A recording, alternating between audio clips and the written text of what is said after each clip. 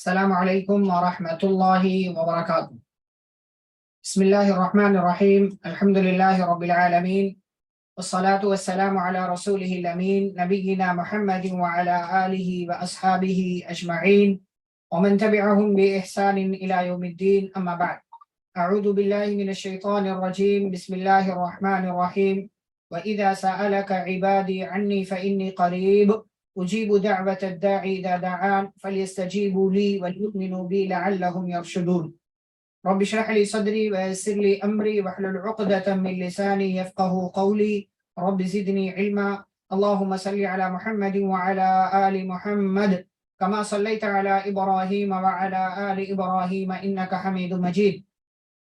اللهم بارك على محمد وعلى آل محمد كما باركت على ابراہیم وعلى آل ابراہیم انک حمید مجید۔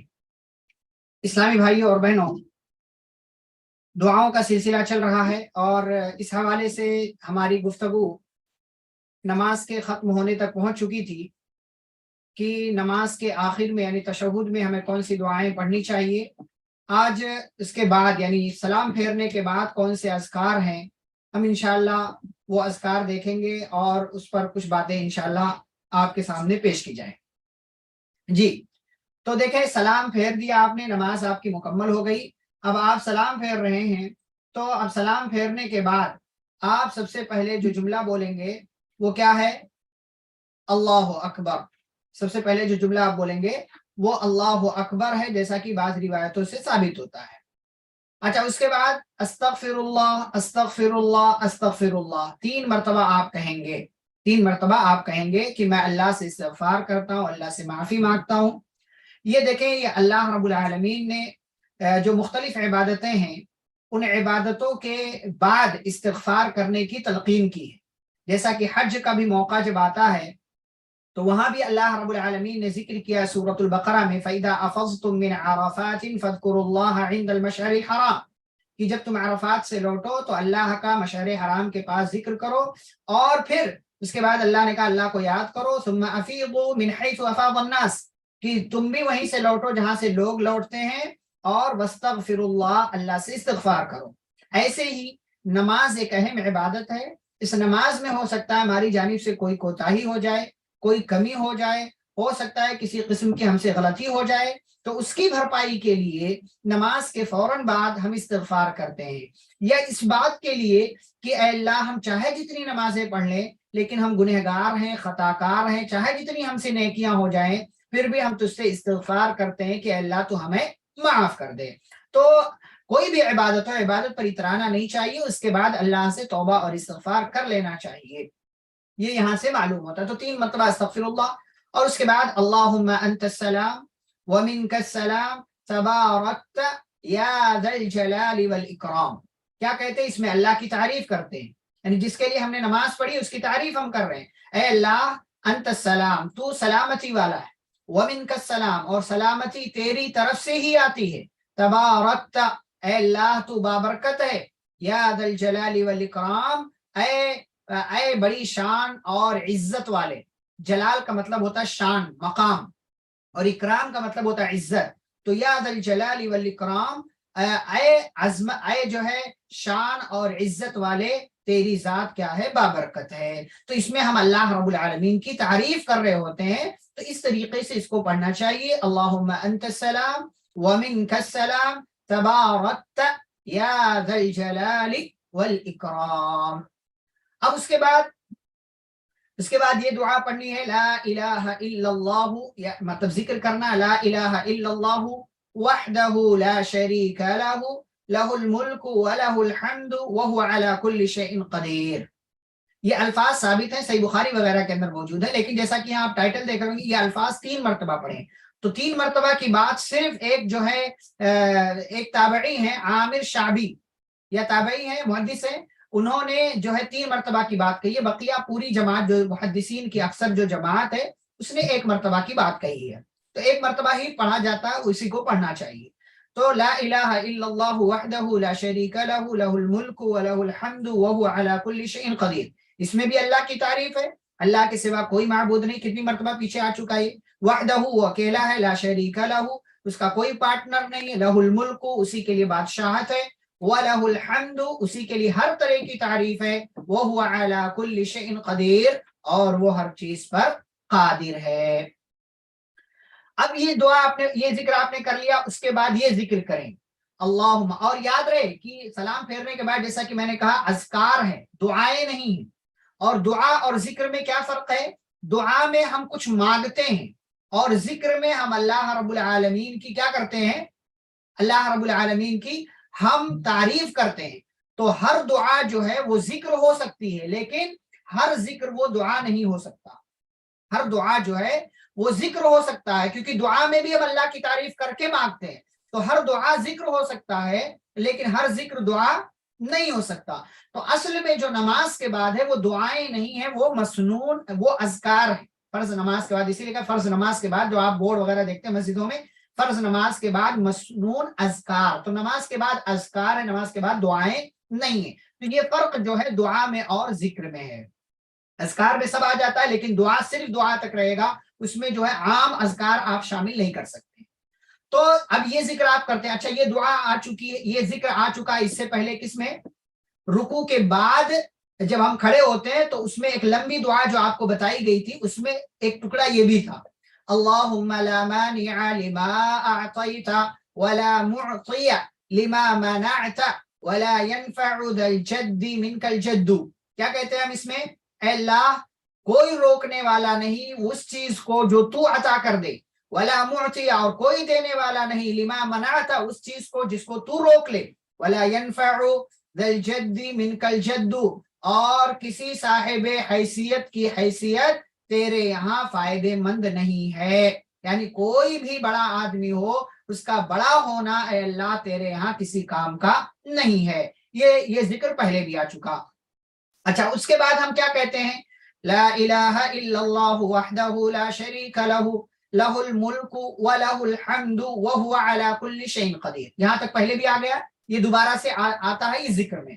پھر اس کے بعد کیا کہتے ہیں؟ لا حول ولا قوت الا باللہ، کوئی طاقت و قوت نہیں ہے سوائے اللہ کے، لا الہ الا اللہ، اللہ کے سوا کوئی معبود نہیں، ولا نعبد الا ایاہ اور ہم نہیں عبادت کرتے ہیں مگر اسی کی، یعنی ہم صرف اسی کی عبادت کرتے ہیں، لہ النعمت اسی کے لیے ہر طرح کی نعمت ہے، وَلَهُ الْفَضْلُ اور اسی کے لیے ہر طرح کا فضل ہے، وَلَهُ الثَّنَاءُ الْحَسَنُ اور اسی کے لیے بہترین ثنا یعنی تعریف ہے، لا الہ الا اللہ اللہ کے سوا کوئی سچا معبود نہیں، مخلصین لہ الدین ہم اسی کے لیے بندگی کو عبادت کو خالص کرتے ہیں، وَلَوْ كَرِهَ الْكَافِرُونَ چاہے کافروں کو یہ بات بری ہی کیوں نہ لگے۔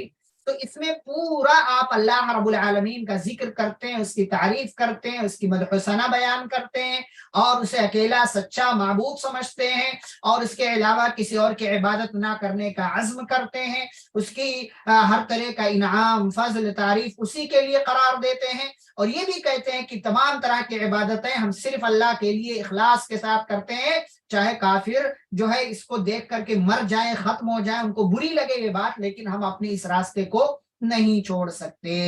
یہ اذکار ہیں، یہ بھی اکثر یاد ہوتی ہیں الحمدللہ، تو اس کا اہتمام کرنا چاہیے، یہ صحیح مسلم وغیرہ کے اندر موجود ہے۔ اس کے بعد کیا کہتے ہیں؟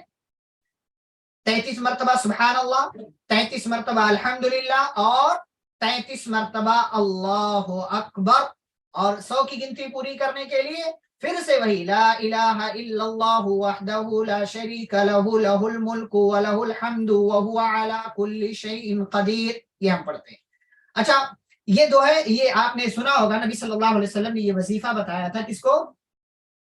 جب کچھ مدینہ کے فقیر صحابہ یعنی جو محتاج صحابہ تھے وہ آئے نبی صلی اللہ علیہ وسلم کے پاس اور انہوں نے کہا اللہ کے نبی جو مالدار لوگ ہیں ان کی نیکیاں بڑھ گئی ہیں۔ کہا کیسے؟ کہا وہ نماز پڑھتے ہیں ہم بھی پڑھتے ہیں، وہ روزہ رکھتے ہیں ہم بھی رکھتے ہیں، لیکن ہمارے پاس مال نہیں ہے، ہم صدقہ نہیں کر پاتے، ان کے پاس مال ہے وہ صدقہ کرتے ہیں، زکوٰۃ دیتے ہیں، تو اس طریقے سے ان کا ثواب بڑھ گیا۔ تو نبی صلی اللہ علیہ وسلم نے فرمایا ایک کام کرو، نماز کے بعد یہ 33 مرتبہ سبحان اللہ، 33 مرتبہ الحمدللہ، 33 مرتبہ اللہ اکبر، یہ 34 مرتبہ اللہ اکبر کہہ لو، جیسا کہ بعض روایتوں سے معلوم ہوتا ہے۔ تو فرمایا کہ تمہارا ثواب، تمہارے ثواب کو کوئی نہیں پہنچ پائے گا، یعنی تمہارا ثواب ان سے بڑھ جائے گا، گئے پڑھنے لگے، تھوڑے دن کے بعد مالداروں کو بھی پتا چلا، اب مالدار لوگوں نے بھی اس کو پڑھنا شروع کر دیا، تو پھر سے یہ غریب لوگ نبی صلی اللہ علیہ وسلم کے پاس آئے، شکایت کی، تو نبی نے فرمایا ذالک فضل اللہ یؤتیہ من یشاء، یہ اللہ کا فضل ہے، جس کو چاہتا ہے عطا کر دیتا، اب میں کچھ نہیں کر سکتا، اب میں کچھ نہیں کر سکتا۔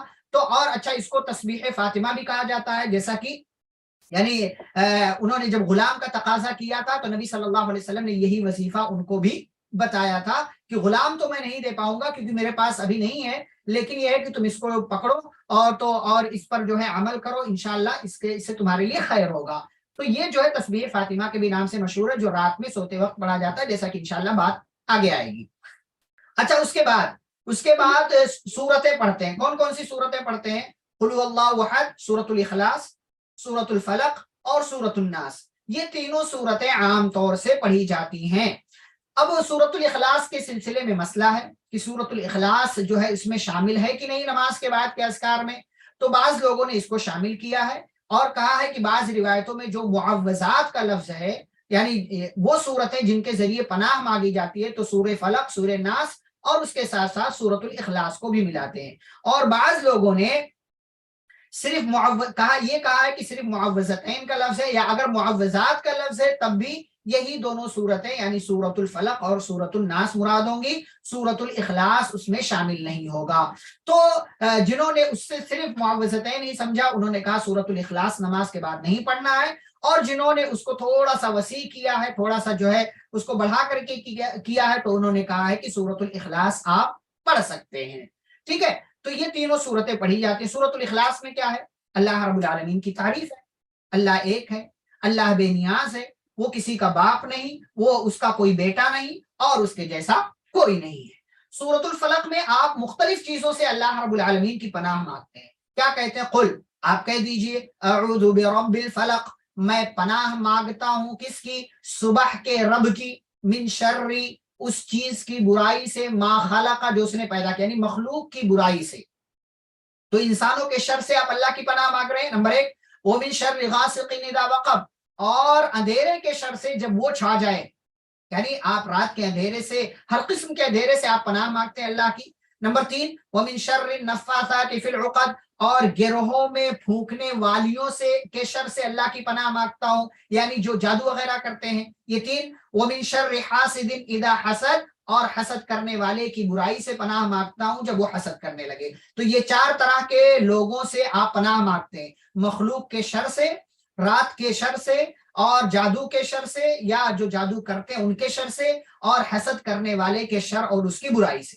یہ سورۃ الفلق میں آپ کہتے ہیں۔ سورۃ الناس میں آپ کیا کہتے ہیں؟ قل اعوذ برب الناس، میں پناہ مانگتا ہوں لوگوں کے رب کی، ملک الناس، لوگوں کے بادشاہ کی، الہ الناس، لوگوں کے معبود کی، اس چیز سے پناہ مانگتا ہوں، من شر الوسواس الخناس، وسوسہ دلانے والے اور پیچھے ہٹ جانے والے کی برائی سے، یعنی شیطان سے۔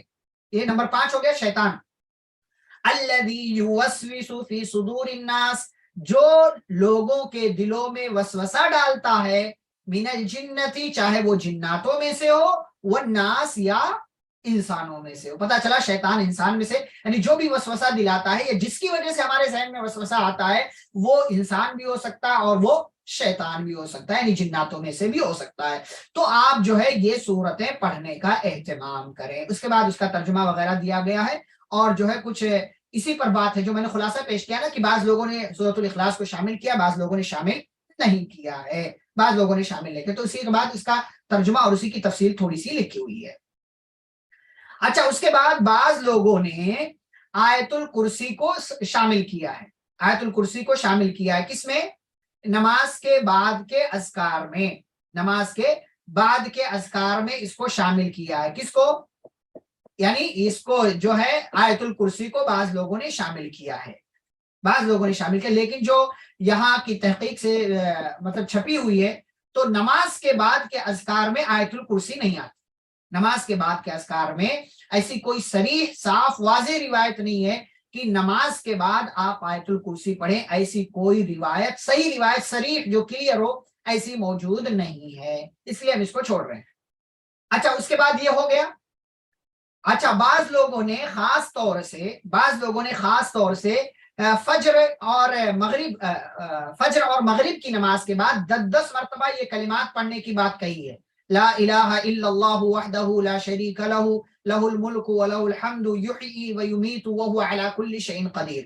یہ جملے، یہ جو اذکار پڑھنے کی بات بعض لوگوں نے کی کہ مغرب کے بعد 10 مرتبہ اور جو ہے فجر کے بعد 10 مرتبہ، تو یہ روایت ضعیف ہے۔ جیسا کہ سنن ترمذی، آپ دیکھیں لائٹ کلر ہے یہ، تو آپ اسے سمجھ جائیں کہ یہ ضعیف ہے۔ سنن ترمذی کے اندر جیسا کہ حوالہ دیا گیا ہے 3474 پہ، وضعفہ الالبانی، علامہ البانی رحمہ اللہ نے اس کو ضعیف قرار دیا ہے، اس کو ضعیف قرار دیا ہے۔ تو یہ جو ہے یہ ثابت نہیں ہے۔ اسی طریقے سے فجر کی نماز سے سلام پھیرنے کے بعد بعض لوگ ایک دعا پڑھتے، دعا اللہم انی اسألک علما نافعا ورزقا طیبا وعملا متقبلا، کہ اللہ بے شک میں تجھ سے نفع دینے والے علم کا سوال کرتا ہوں، پاکیزہ روزی کا سوال کرتا ہوں، اور قبول ہو جانے والے عمل کا سوال کرتا ہوں۔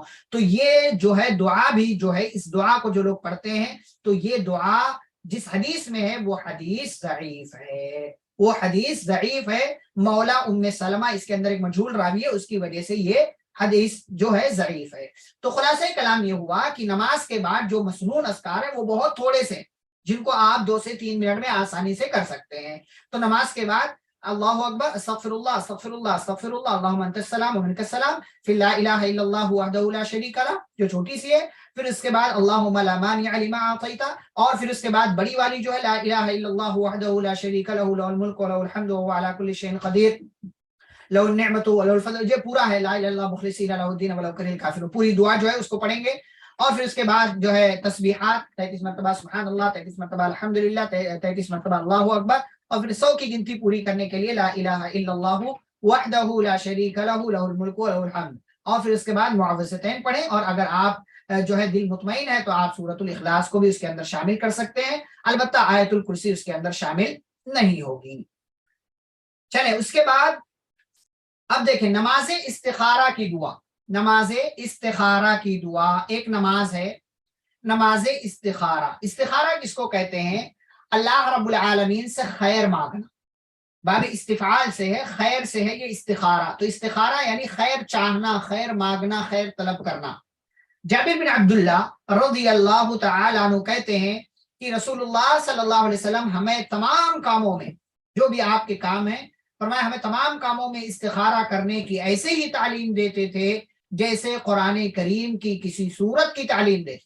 آپ فرماتے جب تم میں سے کوئی شخص کوئی کام کرنا چاہے تو فرض نماز کے علاوہ، یعنی فرض کے بعد نہ کرے بلکہ فرض نماز کے علاوہ 2 رکعت نماز پڑھے، پھر یہ دعا پڑھے، پھر یہ دعا پڑھے۔ کیا دعا ہے؟ اللہم انی استخیرک بعلمک واستقدرک بقدرتک واسألک من فضلک العظیم فإنک تقدر ولا اقدر وتعلم ولا اعلم وانت علام الغیوب اللہم ان كنت تعلم ان هذا الامر، یہ جب آپ بولیں گے ان هذا الامر، یہ والا جب جملہ آپ بولیں گے تو یہاں پر یا تو آپ اپنا، اگر آپ کو عربی آتی ہے تو یہاں پر اپنا جو ہے مسئلہ، جس مسئلے کے تحت آپ ذکر کر رہے ہیں وہ مسئلہ یہاں پر ذکر کر دیں، یا ایسے ہی اسی لفظ کو بول کر کے وہ چیز اپنی نیت میں رکھ لیں کہ اسی مسئلے کے لیے میں استخارہ کر رہا ہوں۔ اللہم ان كنت تعلم ان هذا الامر خیر لی فی دینی ومعاشی وعاقبت امری فاقدره لی ویسره لی ثم بارک لی فیہ وان كنت تعلم ان هذا الامر شر لی فی دینی ومعاشی وعاقبت امری فاصرفه عنی واصرفنی عنہ وقدر لی الخیر حیث کانا ثم ارضنی به۔ بہت پیاری دعا ہے، مطلب پورا نچوڑ کر کے پیارے نبی صلی اللہ علیہ وسلم نے اس کے اندر رکھ دیا ہے۔ آپ دیکھیں کیا ترجمہ ہے، ہم دیکھتے ہیں۔ اللہم انی استخیرک بعلمک، اے اللہ میں تجھ سے خیر مانگتا ہوں، بعلمک تیرے علم کے ذریعے، واستقدرک بقدرتک اور اے اللہ میں تجھ سے طاقت مانگتا ہوں، قوت مانگتا ہوں تیری قدرت کے ذریعے، وَأَسْأَلُكَ مِن فَضْلِكَ الْعَظِيمِ، اور اے اللہ میں تیرے عظیم فضل کے ذریعے سوال کرتا ہوں، یعنی تیرے عظیم فضل کا میں تجھ سے سوال کرتا ہوں۔ فَإِنَّكَ تَقْدِرُ، اس لیے کہ تو قدرت رکھتا ہے، وَلَا أَقْدِرُ، میں قدرت نہیں رکھتا، وَتَعْلَمُ، تو جانتا ہے کیا بہتر ہے، وَلَا أَعْلَمُ، میں نہیں جانتا، وَأَنْتَ عَلَّامُ الْغُیُوبِ، اور تو غیب کا، تمام غیب کا، پوشیدہ چیزوں کا جاننے والا ہے۔ یہ تو اللہ کو منایا، پہلے اللہ کی تعریف کیا، اللہ رب العالمین کے سامنے اس کی جو ہے تسبیح، ساری چیزیں بیان کی، پھر اس کے بعد اللہ سے کیا کہتا ہے، اللہم، اے اللہ، ان کنت تعلم، اگر تو جانتا ہے، ان ھذا الامر، کہ میرا یہ معاملہ جس کے لیے میں استخارہ کر رہا ہوں، میرا یہ معاملہ جس میں میں ابھی ملوث ہوں، جس میں میں ابھی مبتلا ہوں، اس کو آپ اپنی نیت میں رکھ لیں، ان ھذا الامر، کہ میرا یہ معاملہ، خیر لی، میرے لیے بہتر ہے، فی دینی، میرے دین کے سلسلے میں، ومعاشی، اور میرے معاش یعنی میری زندگی اور میرے جو ہے تمام تر چیزوں کے سلسلے میں، وعاقبت امری، اور اے اللہ میرے تمام معاملات کے انجام کے سلسلے میں، یعنی اگر یہ معاملہ میرے لیے ہر حساب سے بہتر ہے، دین دنیا انجام ہر اعتبار سے بہتر ہے، فقدرہ لی، تو اس کو میرے لیے مقدر کر دے، وَيَسِّرْهُ لِي، اور اس کو میرے لیے آسان کر دے، ثُمَّ بَارِكْ لِي فِيهِ، پھر تو اللہ میرے لیے اس میں برکت بھی ڈال دے۔ اور آگے، وَإِن كُنْتَ تَعْلَمُ، اور اگر تو جانتا ہے، أَنَّ هَذَا، اور بے شک جانتا اللہ تعالیٰ، وَإِن كُنْتَ تَعْلَمُ، اور اگر تو جانتا ہے، أَنَّ هَذَا الْأَمْرَ، کہ میرا یہ معاملہ جس کے لیے میں یہ کام کر رہا ہوں، شَرٌ لِّي، میرے لیے برا ہے، فی دینی، میرے دین میں، ومعاشی، میری دنیا میں، وعاقبت امری، اور میرے انجام کے معاملے میں یعنی آخرت میں، فَاصْرِفْهُ عَنِّي، تو اللہ اس چیز کو مجھ سے دور کر دے، وَاصْرِفْنِي عَنْهُ، اور مجھے اس سے دور کر دے، یعنی دونوں کے درمیان جدائی پیدا کر دے، وَاقْدُرْ لِي الْخَيْرَ، اور اللہ تو میرے لیے وہ خیر مقدر کر دے، حیث کانا، جہاں کہیں بھی ہو، یعنی میرے لیے اللہ تو بھلائی مقدر کر دے، بھلائی میرے لیے بنا دے، حیث کانا، جہاں کہیں وہ ہے، وہ بھلائی وہ خیر وہ میرے لیے میرے پاس آ جائے، ثم ارضنی بھی، اور جب وہ چیز میرے پاس آ جائے تو اللہ تو مجھے اس سے خوش کر دے، میں اس سے راضی ہو جاؤں۔ مثال کے طور پر نکاح کا مسئلہ ہے، نکاح نہیں ہو رہا ہے یا رشتے نہیں آ رہے، تو ایسی صورت میں کوئی رشتہ آیا ہے، اب اس کے لیے استخارہ کر لینا ہے، تو اس کے لیے استخارہ کریں گے تو ان ھذا الامر کی جگہ کہ اللہ وہ نیت کر لے کہ اللہ اگر یہ رشتہ میرے لیے خیر کا باعث ہے، دین میں بھی، دنیا میں بھی، آخرت میں بھی، تو اس کو میرے لیے آسان کر دے اور اس کو مقدر کر دے، میرے لیے اس میں برکت ڈال دے، اور اگر تو جانتا ہے اس میں برائی ہے میرے لیے، دین میں، دنیا میں، آخرت میں، تو اس کو مجھ سے دور کر دے، مجھے اس سے دور کر دے، یعنی یہ رشتہ ہمارے درمیان نہ ہو، اور میرے لیے وہ رشتہ آ جائے جو میرے لیے اچھا ہو، وہ چاہے جاؤں کہیں بھی دنیا میں کہیں بھی ہو، اللہ میرے پاس وہ خیر آ جائے، یعنی وہ رشتہ آ جائے، اور وہ رشتہ جب میرے پاس آئے تو مجھے اس سے راضی کر دے۔ بڑی پیاری سی دعا ہے، تو جب بھی کوئی اہم معاملہ ہو تو استخارہ کر لیا کریں۔ دیکھیں آخر میں کیا لکھا ہوا ہے، جو شخص اللہ تعالیٰ سے استخارہ کرے، اللہ سے استخارہ کرنا، اس کے ساتھ ساتھ کیا کرنا ہے، مومن سے مشورہ کرنا، یعنی جو تجربے کار لوگ ہیں، جو جاننے والے لوگ ہیں، جو اچھے لوگ ہیں، جن کو اس فیلڈ کی مہارت ہے، جیسے رشتہ ہے تو اگر کوئی ایسا بندہ جو اس لڑکے کے یا لڑکی کے کلوز میں ہے، اس کے قریب رہتا ہے یا رہتی ہے، رشتہ دار ہیں اور کوئی ہیں، تو ان سے پوچھ لینا چاہیے کہ کیا ہے، کیسا ہے، اور اللہ سے استخارہ کیا، مشورہ کیا، اور پھر اس کام کو انجام دینے کے لیے لگ گیا، کوشش کرنے لگا، تو ایسے بندے کو کبھی افسوس نہیں ہوتا، اس لیے کہ اللہ کا فرمان ہے وَشَاوِرْهُمْ فِي الْأَمْرِ، اللہ رب العالمین سے لوگوں سے مشورہ کرو، فی الامر، معاملات میں، فَإِذَا عَزَمْتَ، اور جب کسی کام کے کرنے کا پختہ عزم کر لو، فَتَوَكَّلْ عَلَى اللَّهِ، تو اللہ پر توکل کرو، اللہ رب العالمین پر توکل کرو، یہ اللہ رب العالمین نے ذکر کیا ہے، تو یہ جو ہے چیز ہو گئی یہاں پر، تو یہ استخارے کی دعا ہے۔ دیکھیں استخارہ کر لینے کے بعد اب کوئی ایسا معاملہ نہیں ہے کہ آپ کو کالا، پیلا، نیلا، لال، یا جو ہے کسی کلر کا جو ہے کوئی کلر آپ کو دکھائی دے گا کہ ایسا ہو گیا، وہ اللہ تعالیٰ آپ کے دل میں ڈال دے گا، ایسا نہیں ہے کہ آپ کو خواب آئے گا یا آپ کے ساتھ ہو سکتا ہے وہ سب ہو، لیکن ایسا کچھ جو ہے ضروری نہیں، بلکہ سب سے اہم چیز ہے کہ اللہ الہام کر دیتا ہے کہ جب آپ استخارہ کرتے ہیں نا کسی کام کے لیے، تو اور پھر جو ہے تمام چیزیں آپ نے اپنے دنیاوی حساب سے کر لے، تو پھر اللہ تعالیٰ دل میں وہ بات ڈال دیتا ہے کہ ہاں یہ اس میں تمہارے لیے خیر ہے، یا کہیں پر وہ جو ہے آپ کہیں پریشانی ڈال دیتا ہے، کہیں آپ کے دل میں کوئی کنفیوژن ڈال دیتا ہے تاکہ آپ اس سے دور ہو جائیں، آپ کو لگے کہ نہیں ہے، تو ایسا کوئی رنگ کوئی کلر نظر نہیں آئے گا، یا کوئی جو ہے جبریل بتانے نہیں آئیں گے، یا کوئی آپ کا پڑوسی بتانے کے لیے نہیں آئے گا، یا اللہ تعالیٰ کسی تیسرے کے دل میں نہیں ڈالے گا کہ جاؤ فلانے کو بتا کر کے آؤ کہ جو ہے یہ ایسا ہوگا اور ویسا ہوگا، نہیں، بلکہ یہ آپ کے دل میں اللہ رب العالمین بات ڈالے گا اور یہ چیز آپ کو سمجھنا ہے۔ اور ایسا نہیں کہ استخارہ کر لیا اب آپ نے تو اب اس چیز کو دماغ سے نکال دیں،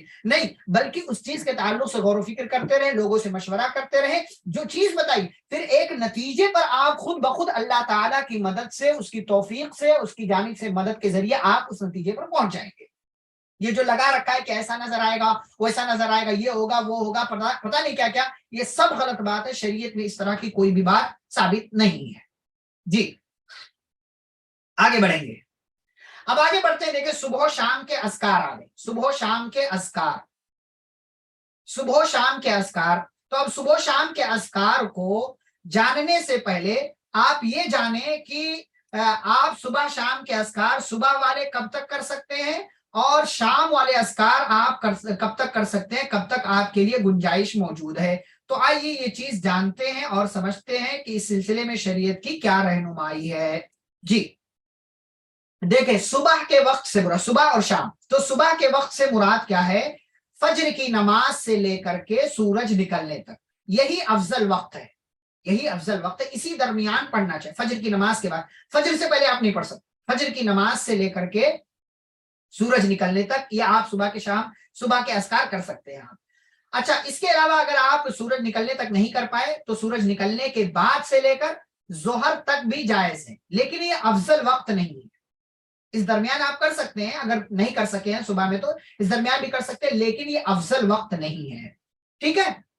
اور اگر ظہر تک بھی نہیں پڑھ سکے، ظہر تک بھی نہیں کر سکے، تو اب صبح کا وقت ختم ہو گیا، صبح کا وقت ختم ہو گیا، لیکن بعض اہل علم کی روشنی میں کہ ظہر کے بعد بھی اگر کوئی پڑھ لیتا ہے تو اس کی گنجائش موجود ہے، ہم اللہ کی رحمت کو جو ہے تنگ نہیں کریں گے، انشاءاللہ صبح کے اذکار پڑھ لینے کی، چاہے ظہر کے بعد ہی پڑھے تو انشاءاللہ اس کی نیت چونکہ صبح کے اذکار کی ہے تو اس لیے اس کو اس کا ثواب بھی ملے گا، اور جو فوائد ہیں ان دعاؤں کے، وہ دعاؤں کا فائدہ بھی اس کو ہوگا۔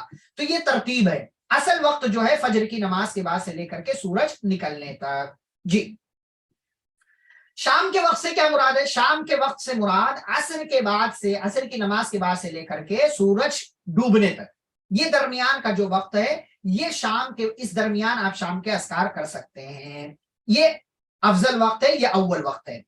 اگر آپ مغرب تک نہیں کر سکے، یعنی سورج ڈوبنے تک نہیں کر سکے، تو اب سورج ڈوبنے کے بعد سے لے کر کے آدھی رات تک بھی آپ کر سکتے ہیں، لیکن یہ افضل وقت نہیں ہے، ٹھیک ہے۔ اگر آدھی رات تک بھی نہیں کر سکے تو شام کا وقت ختم ہو گیا، پوری رات، آدھی رات چلی گئی ہے تو شام کا وقت باقی نہیں رہا، لیکن اگر 12 بجے یعنی آدھی رات کے بعد بھی اگر آپ کر لیتے ہیں تو انشاءاللہ آپ کو اس کا ثواب مل جائے گا، ٹھیک ہے۔ تو صبح شام کے اذکار آپ کو اس وقت پڑھنا ہے جیسا کہ بتایا گیا۔ اب آئیے دیکھتے ہیں کہ صبح شام کے اذکار میں کون سی دعائیں آتی ہیں۔ جی صبح شام کے اذکار میں سب سے پہلے دیکھیں آیت الکرسی ہے، بہت سارے علماء نے کہا ہے کہ آپ پڑھ سکتے ہیں اس کو صبح شام کے اذکار میں، اور دیکھیں بعض علماء نے یہ بھی کہا ہے کہ آپ اس کو نہیں پڑھ سکتے تو پڑھ لیں آپ، تو انشاءاللہ کوئی حرج نہیں ہوگا، آیت الکرسی آپ پڑھ سکتے ہیں، انشاءاللہ آپ پڑھ سکتے ہیں۔ اچھا یہ بھی بیان کیا گیا ہے، اچھا اس کے بعد پھر آیت الکرسی آپ نے اور آیت الکرسی میں کیا ہے؟ آیت الکرسی میں کیا ہے؟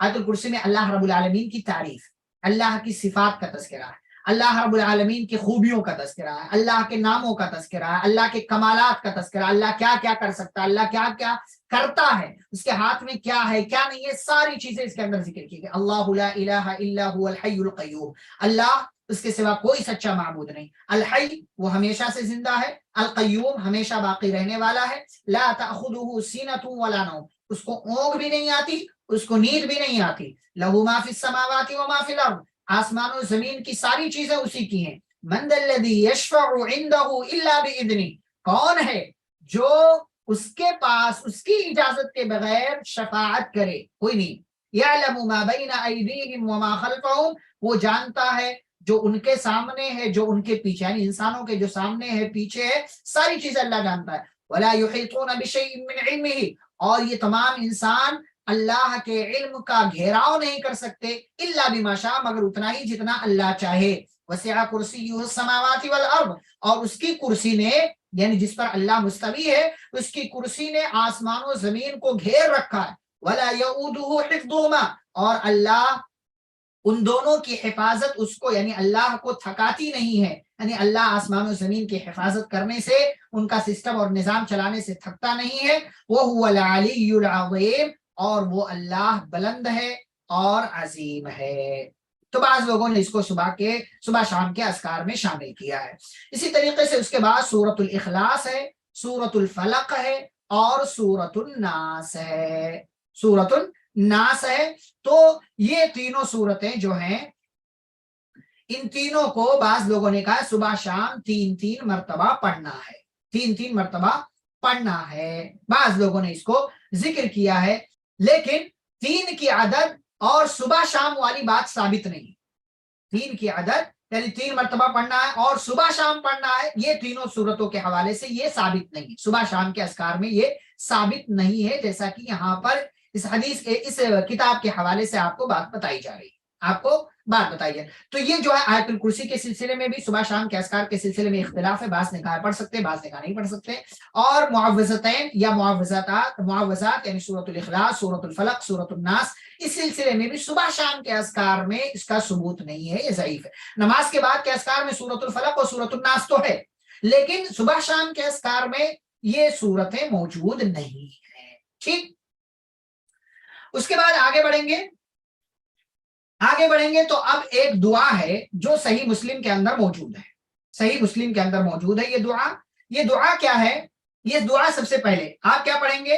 اصبحنا واصبح الملک للہ والحمد للہ لا الہ الا اللہ وحدہ لا شریک لہ، لا الہ الا اللہ وحدہ لا شریک لہ، لہ الملک وله الحمد وهو على كل شيء قدير. ربي أسألك خير ما في هذا اليوم وخير ما بعده وأعوذ بك من شر ما في هذا اليوم وشر ما بعده. ربي أعوذ بك من الكسل وسوء الكبر. ربي أعوذ بك من عذاب في النار وعذاب في القبر. یہ دعا ہے سب سے پہلے. اچھا، اب آپ کو یہاں جو اسبحنا جو انڈر لائن کیا ہوا ہے، اسبحنا و اسبحا کی جگہ امسینا و امسا پڑھیں گے شام میں. اسبحنا صبح کے لیے آئے گا اور امسینا شام کے لیے آئے گا. تو امسینا و امسل ملک للہ، یہ آپ چینج کر لیں گے شام کو. اور ما فی هذا اليوم وخیر ما بعدہ جو لکھا ہوا ہے، اس میں خیر ما فی هذه الليلة وخیر ما بعدها، وخیر ما بعدها آپ بولیں گے. ٹھیک ہے، شام میں. وَأَعُوذُ بِكَ مِن شَرِّ مَا فِي هَٰذِهِ اللَّيْلَةِ وَشَرِّ مَا بَعْدَهَا آپ بولیں گے شام کے اذکار میں. جیسا کہ کتاب میں بھی آپ دیکھیں گے تو یہاں یہ بتایا ہوا ہے، یہاں پر آپ دیکھ سکتے ہیں کہ یہ جو ہے یہ پورا یہ یہاں انہوں نے بتایا ہوا ہے کہ جو انڈر لائن کیا ہوا ہے، تو اسبحنا و اسبحا کی جگہ امسینا و امسا پڑھیں گے، اور ما فی هذا اليوم وما بعدها کی جگہ ما فی هذا الليلة وخیر ما بعدها کہیں گے آپ. ٹھیک ہے. اچھا، پھر اس کے بعد آپ دیکھیں، اچھا اس کا ترجمہ دیکھیں آپ. ترجمہ کیا ہے؟ اصبحنا و اصبح، ہم نے صبح کیا، یا شام ہے تو ہم نے شام کیا. ہم نے صبح کیا، اور اگر شام ہے تو ہم نے شام کیا. اور ساتھ ساتھ کس نے شام کیا؟ وَأَمْسَى الْمُلْكُ یا وَأَصْبَحَ الْمُلْكُ لِلَّهِ، اور بادشاہت نے صبح کیا، اور اللہ کے سارے ملک نے، یعنی جو اللہ تعالیٰ کی بادشاہت ہے اس بادشاہت نے بھی صبح کیا. والحمدللہ، اور تمام تعریف اللہ رب العالمین کے لیے، تمام تعریف اللہ رب العالمین کے لیے. لا الہ الا اللہ وحدہ لا شریک لہ، نہیں ہے کوئی معبود سوائے اللہ کے، وہ اکیلا ہے. لا شریک لہ، اس کا کوئی پارٹنر نہیں. لہ الملک ولہ الحمد، اس کے لیے بادشاہت ہے، اس کے لیے تعریف ہے. وَهُوَ عَلَى كُلِّ شَيْءٍ قَدِيرٌ، اور وہ ہر چیز پر قادر ہے. رَبِّ أَسْأَلُكَ خَيْرَ مَا فِي هَذَا الْيَوْمِ، اے میرے رب میں تجھ سے سوال کرتا ہوں خیر، اس خیر کا، ما فی هذا اليوم جو اس دن میں ہے، یعنی صبح کہیں گے تو دن آئے گا نا، تو جو اس خیر کا جو اس دن میں اس کا سوال کرتا ہوں، وخیر ما بعد، اور اس خیر کا جو اس دن کے بعد میں خیر ہے اس کا بھی سوال کرتا ہوں۔ اچھا اگر رات ہے تو خیر ما فی هذه الليلۃ، اے اللہ میں اس خیر کا سوال کرتا ہوں جو اس رات میں ہے، اور جو اس رات کے بعد جو خیر ہے بھلائی ہے میں اس کا سوال کرتا ہوں۔ واعوذ بک من شر، اور اے اللہ میں تیری پناہ چاہتا ہوں اس چیز کے شر سے، ما فی هذا اليوم جو اس دن میں موجود ہے، وشر ما بعد، اور جو اس دن کے بعد جو شر موجود ہے اس سے تیری پناہ چاہتا ہوں۔ رب اعوذ بک من الکسل، اے میرے رب میں تیری پناہ چاہتا ہوں من الکسل سستی سے، وسوء الکبر، وسوء الکبر اور بڑھاپے سے، یعنی جو کبر کس کو بولتے ہیں؟ بڑا، یعنی جو بڑی عمر کا ہو جائے تو بڑی عمر میں جانا کیا بہت زیادہ بوڑھا ہو جانا بھی اچھی چیز نہیں، وہاں انسان محتاج ہو جاتا ہے۔ تو وسوء الکبر اور بڑھاپے کی خرابی سے میں تیری پناہ چاہتا ہوں۔ رب اعوذ بک من عذاب فی النار، اے میرے رب میں تیری پناہ چاہتا ہوں جہنم کے عذاب سے، وعذاب فی القبر، اور قبر کے عذاب سے۔ تو یہ دعا جو ہے ثابت ہے، صحیح مسلم کے اندر یہ دعا موجود ہے اور دیگر حدیث کی کتابوں میں ہے، آپ اس کو پڑھ سکتے ہیں، اور صبح کے اذکار کا آپ یہاں سے آغاز کر سکتے ہیں۔ اصبحنا و اصبح صبح والے میں کہیں گے، امسینا و امسا شام والے میں آپ کہیں گے، ایسے ہی دوسرا والا بھی آپ چینج کر لیں گے۔ جی آگے بڑھیں گے۔ دوسری دعا جو ہے وہ ہے اللہم بک اصبحنا و بک امسینا و بک نحیا و بک نموت و الیک النشور۔ کیا کہتے ہیں ہم یہاں اس میں؟ صبح میں کیا کہیں گے؟ اللہم بک اصبحنا، اے اللہ ہم نے تیری ہی حفاظت میں یا تیرے ہی ذریعے ہم نے صبح کیا، وبک امسینا، اور تیرے ہی ذریعے یا تیری حفاظت میں ہم نے شام کیا، وبک نحیا، اور تیرے ہی ذریعے تیرے نام پر ہم زندہ رہتے ہیں، وبک نموت، اور تیرے ہی نام پر ہم مرتے ہیں، والیک النشور، اور تیری ہی طرف لوٹنا ہے، تیری ہی طرف لوٹنا ہے۔ اچھا شام والے میں آپ کہتے ہیں کیا کہتے ہیں؟ دیکھیں یہاں پر لکھا ہوا ہے نیچے، اللہم بک امسینا، امسینا پہلے آ جائے گا، صبح والے میں اصبحنا پہلے رہے گا، شام والے میں امسینا پہلے آ جائے گا۔ تو اللہم بک امسینا، اے اللہ تیرے ذریعے ہم نے شام کیا، اور تیرے ذریعے تیرے نام پر ہم نے صبح کیا، تیرے نام پر ہم زندہ رہتے، تیرے نام پر ہم مرتے، اور وَإِلَيْكَ الْمَصِيرُ، اور تیری طرف ٹھکانا ہے۔ اب یہاں پر رک کر کے ایک بات، اور یہی آج کی کلاس کی ہماری آخری بات ہوگی، وہ بات کیا ہے؟ آپ دیکھیں صبح والے میں آپ دیکھیں گے تو آخر میں جو لفظ ہے وَإِلَيْكَ النُّشُورُ، ٹھیک ہے، اور شام والے میں آپ دیکھیں گے تو وَإِلَيْكَ الْمَصِيرُ، شام والے میں آپ دیکھیں گے تو وَإِلَيْكَ الْمَصِيرُ۔ دیکھیں یہ جو ہے یہ وَإِلَيْكَ النُّشُورُ جو اوپر آپ کو دکھ رہا ہے، اور یہ دیکھیں شام والے میں وَإِلَيْكَ الْمَصِيرُ۔ تو الفاظ یہاں دونوں پورے بدل گئے، صبح والے میں کچھ ہے، شام والے میں کچھ ہے۔ تو صبح والے میں وَإِلَيْكَ النُّشُورُ کیوں ہے؟ اور نشور کا مطلب کیا ہے؟ تیری ہی طرف لوٹنا ہے۔ تو ہم جب صبح کرتے ہیں نا تو صبح نیند سے اٹھے ہوئے ہوتے ہیں نا، تو اب ہم یہ گویا کہ کہنا چاہ رہے ہوتے ہیں اللہ ہم کہیں بھی رہیں، شام کریں، صبح کریں، زندہ رہیں، مرے، کام کریں، دکان میں رہیں، مکان، کہیں بھی ہم جائیں، کچھ بھی کریں، کیونکہ دن اللہ نے کام کے لیے بنایا، تو اللہ ہم کچھ بھی کریں، لیکن وَإِلَيْكَ النُّشُورُ، پلٹنا، لوٹنا تیری ہی طرف ہے، لوٹنا جو ہے تیری طرف، یعنی ہم پوری دنیا گھوم لیں کمانے کے لیے، پوری دنیا گھوم لیں، لیکن اصل میں کہاں ہمیں لوٹنا ہے؟ تیری طرف۔ یہ دن کے ساتھ اس کا کنیکشن ہے۔ اچھا رات والے نے کیا کہا؟ وَإِلَيْكَ الْمَصِيرُ، اور تیری ہی طرف کیا ہے؟ ٹھکانا ہے، ٹھکانا تیری ہی طرف ہے، یہ اس میں کہہ رہے۔ کیوں؟ اس لیے کہ رات والے میں یہ ہے، رات میں ہم کیا ہے؟ سونے کے لیے چلے جاتے، سونا کیا ہمارا ٹھکانا ہے، ہمارا اپنا بستر، وہاں کیا ہے؟ ہمیں سکون ملتا ہے، ہم وہاں ٹھہرتے ہیں، ہم وہاں پناہ لیتے ہیں، ہم وہاں نیند کی آغوش میں، نیند کی گود میں چلے جاتے ہیں، تو گویا کہ ایک طرح کا ہمیں سکون ملتا ہے۔ تو ہم یہ کہتے ہیں کہ اللہ کچھ بھی ہو، ہم سو لیں، سکون کے لیے کچھ بھی کر لیں، لیکن اصل ٹھکانہ جو ہمارا ہے وہ کہاں ہے؟ تیری طرف، اصل ٹھکانہ ہمارا وہ تیری طرف ہے۔ تو یہ دونوں کا جو ہے وہ آپ اس کو جوڑ کر کے آپ آسانی سے دیکھ سکتے ہیں۔ تو یہ دعا ہے دوسری، اللہم بک اصبحنا، شام ہو تو پہلے کہیں گے اللہم بک امسینا، اس طریقے سے یہ دعا آپ صبح شام کے اذکار میں پڑھ سکتے ہیں۔ باقی اس کے آگے سید الاستغفار وغیرہ اور دیگر دعائیں ہیں، اس کو انشاءاللہ ہم آگے کل کی کلاس میں دیکھیں گے۔ سبحانک اللہم و بحمدک، اشہد ان لا الہ الا انت، استغفرک و اتوب الیک۔ السلام علیکم ورحمۃ اللہ وبرکاتہ۔